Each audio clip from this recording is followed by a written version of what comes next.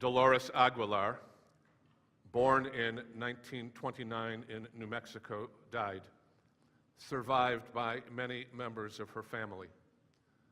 Dolores had no hobbies, made no contribution to society, and rarely shared a kind word or deed in her life. Her presence will not be missed by many. Very few tears will be shed, and there will be no lamenting over her passing. All of us will only miss what we never had, a good and kind mother, grandmother, and great-grandmother. I hope she is finally at peace with herself. There will be no service, no prayers, and no closure for the family she spent a lifetime tearing apart. We cannot come together in the end to see to it that her grandchildren and great-grandchildren can say their goodbyes. So I say here for all of us, goodbye, Mom. That was a real obituary.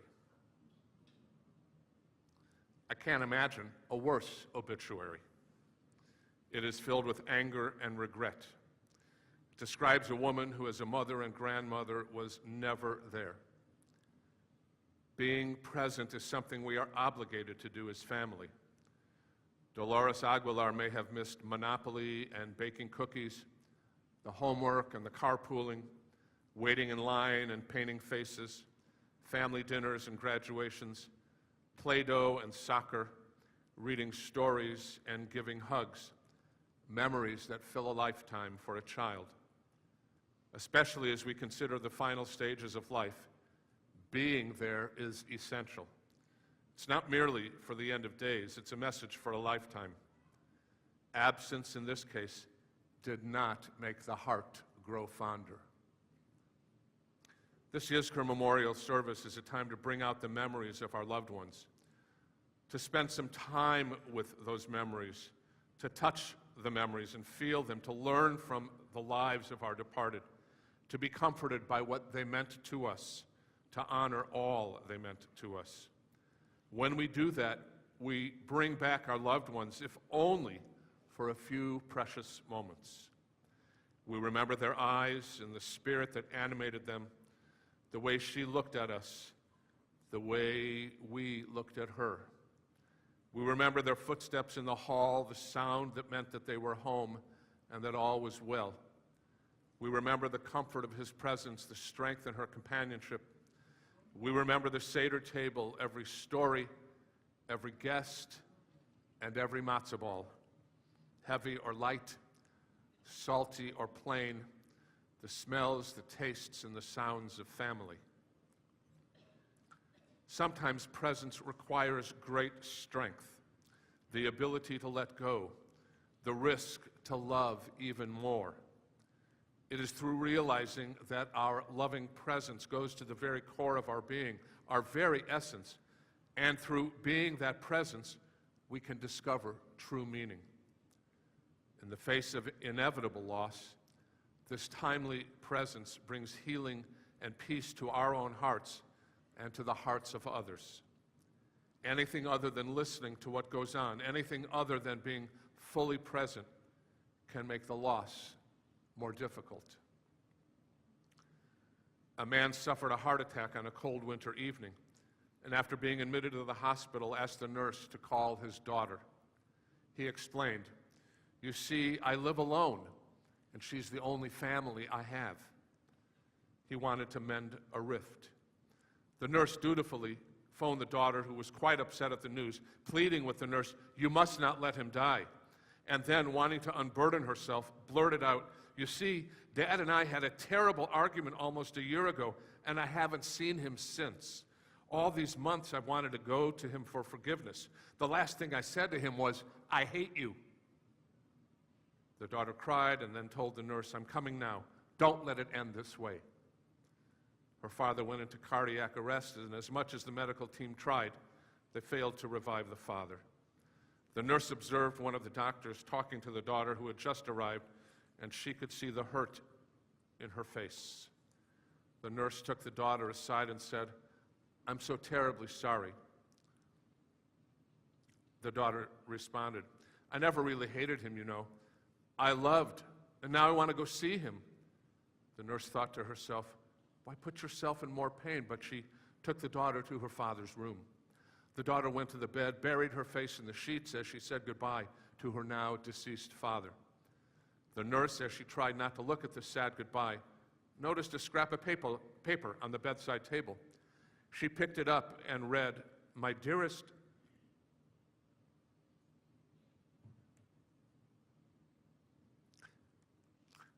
Janie, I forgive you.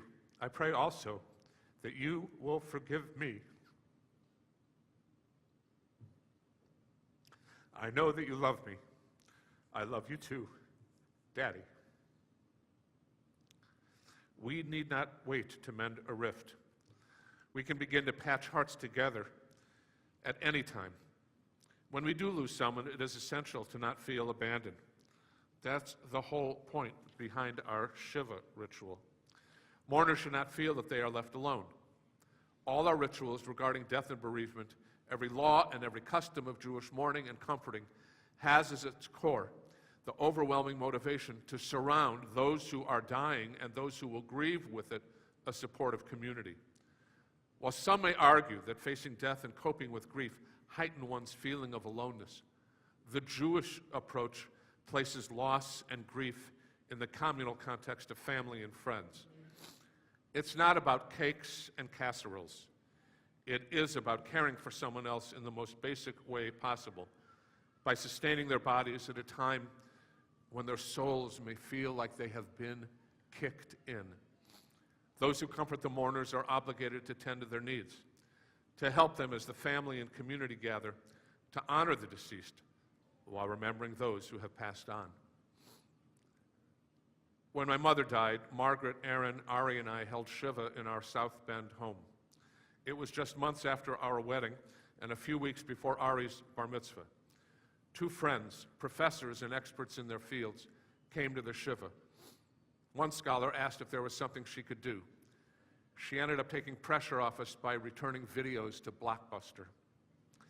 The other scholar came to the house, realized we were overwhelmed, picked up a broom and a mop, and helped clean up the kitchen.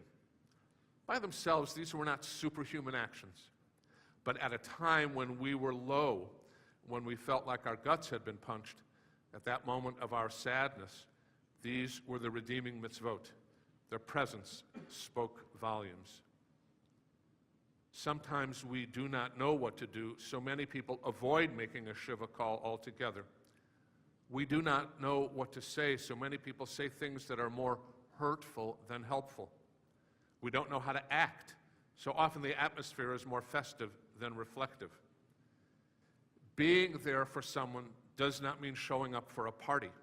It means that our presence is right there with those in need. We don't have to be experts in rhetoric or have the perfect words to say. Sometimes it's simply being there. David Brooks wrote about the art of presence a few years ago. He cautioned against saying the wrong thing like, "You'll get over it," or "It's all for the best." Better to be still than say the wrong thing. Being there for someone does not mean finding the most profound phrase. It's about presence. But there are other ways to be present as well. Sometimes being there is all we need to do. A nurse took a tired, anxious Marine to the bedside of a patient in hospice care. "Your son is here," she said to the old man. She had to repeat the words several times before the patient's eyes opened. Heavily sedated because of the pain of the heart attack, he dimly saw the young uniformed Marine standing outside the oxygen tent. He reached out his hand. The Marine wrapped his toughened fingers around the old man's limp ones, squeezing a message of love and encouragement. The nurse brought a chair so that the Marine could sit beside the bed. All through the night, the young Marine sat there in the poorly lighted ward, holding the old man's hand and offering him words of love and strength. Occasionally, the nurse suggested that the Marine might move away and rest a while. He refused. Whenever the nurse came into the ward, the Marine was oblivious of her and of the night noises in the hospital, the clanking of the oxygen tank, the laughter of the night staff members exchanging greetings, cries and moans down the hall. Now and then she heard him say a few gentle words, but the dying man said nothing. He held tightly to his son all through the night. Along towards dawn, the old man died. The Marine released the now lifeless hand he had been holding and went to tell the nurse. While she did what she had to do, he waited. Finally, she returned. She started to offer words of sympathy, but the Marine interrupted her. "Who was that man?" he said. The nurse was startled. "He was your father," she answered.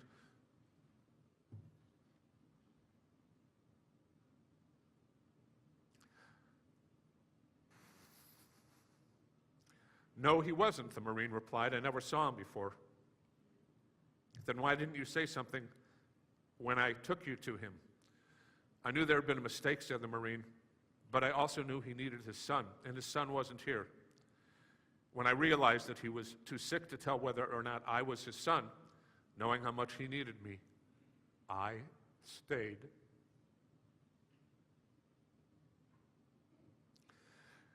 Friends, Woody Allen was correct when he said 80% of life is showing up. Let us be present for one another. And the next time someone needs you, be there. Amen.